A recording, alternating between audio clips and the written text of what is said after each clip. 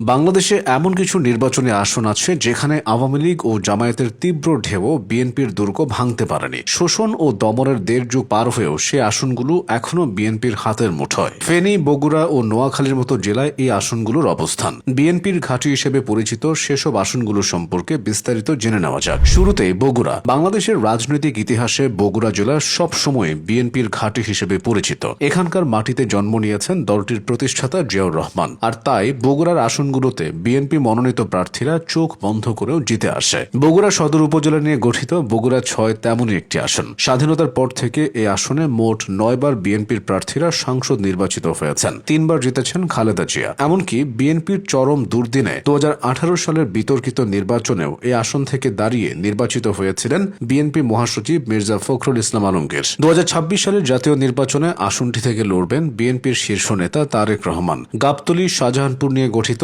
বগুড়ার সাথেও বিএনপি সবসময় একচেটিয়া জয় পায়। গ্রহণযোগ্য নির্বাচনগুলোতে অন্তত সেটাই দেখা গেছে। স্বাধীনতার পর থেকে এই আসনে মোট ১০ বার বিএনপির প্রার্থীরা সাংসদ নির্বাচিত হয়েছেন, যার মধ্যে খালেদা জিয়া একাই জিতে এসেছেন ৫ বার। এই আসনে জিতেই বেগম জিয়া তার রাজনৈতিক ক্যারিয়ার শুরু করেছিলেন। শেষ বয়সে এসে ২০২৬ সালের জাতীয় নির্বাচনে আবারও এই আসন থেকে তিনি লড়তে যাচ্ছেন। এদিকে ছাগলনাইয়া, ফুলগাজী ও পরশুরাম উপজেলা নিয়ে গঠিত ফেনী ১ আসনকেও নিঃসন্দেহে বিএনপির দুর্গ বলা যায়। এই আসন থেকে বরাবরই প্রার্থী হয়ে জিতে আসছেন বেগম খালেদা জিয়া। অতীত ভোটের ইতিহাস বলে দেয় সেখানে তার জনপ্রিয়তা আকাশচুম্বী। মূলত এলাকাটি খালেদা জিয়ার পৈতৃক নিবাস, যদিও তার পরিবার পরে দিনাজপুরে স্থায়ী হয়, আর তার জন্ম দিনাজপুরেই। ফেনী ১ আসনে বেগম জিয়া মোট ৫ বার সাংসদ হয়েছেন। এই জয়গুলোতে তার ভোটের ব্যবধানও ছিল পরাজিত প্রার্থীর থেকে ২-৩ গুণ বেশি। নোয়াখালী জেলাও বিএনপির এক শক্ত ঘাঁটি। বিশেষ করে নোয়াখালী ১, নোয়াখালী ২ এবং নোয়াখালী ৩ আসন বিএনপির জন্য ঐতিহাসিকভাবে গুরুত্বপূর্ণ।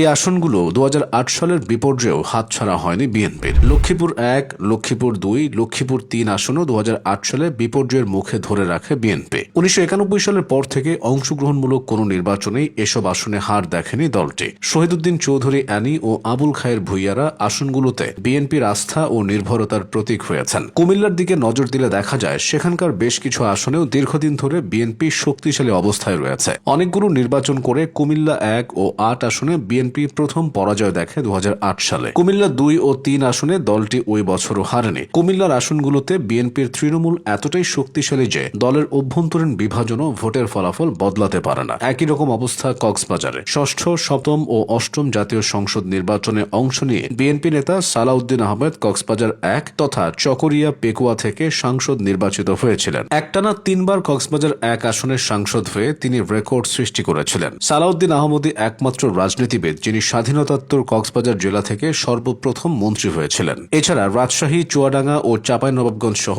আরও কিছু জেলার কিছু আসনে বিএনপির ঐতিহ্যবাহী প্রভাব আছে। একসময় নওগাঁ ৩ আসনটিও বিএনপির ঘাঁটি হিসেবে পরিচিত ছিল। ১৯৯১ থেকে ২০০১ সাল পর্যন্ত এই আসনে টানা জিতেছেন সাবেক ডেপুটি স্পিকার আখতার আহমেদ সিদ্দিকী। পরে তার ছেলে পারভেজ আরিফিন সিদ্দিকী এই আসন থেকে নির্বাচন করেন। নওগাঁ ৬ আসনে বিএনপির প্রার্থী ১৯৯১ সাল থেকে ভোটে লড়ে হেরেছেন কেবল ২০০৮ সালে। এদিকে খালেদা জিয়ার জন্মভূমি হিসেবে দিনাজপুর জেলাতেও বিএনপির বড়সড় সমর্থক গোষ্ঠী রয়েছে। অবশ্য দিনাজপুর সদর উপজেলা নিয়ে গঠিত দিনাজপুর ৩ আসনে খালেদা জিয়া আগে কখনো প্রার্থী হননি, তবে ২০২৬ জাতীয় নির্বাচনের জন্য হয়েছেন। এটার মাধ্যমে সেখানে বিএনপি আরও শক্তিশালী হবে বলে ধারণা করা হচ্ছে। বিএনপির ঘাঁটি হিসেবে পরিচিত এই আসনগুলো নিয়ে দলটিকে কখনো দুশ্চিন্তা করতে হয়নি।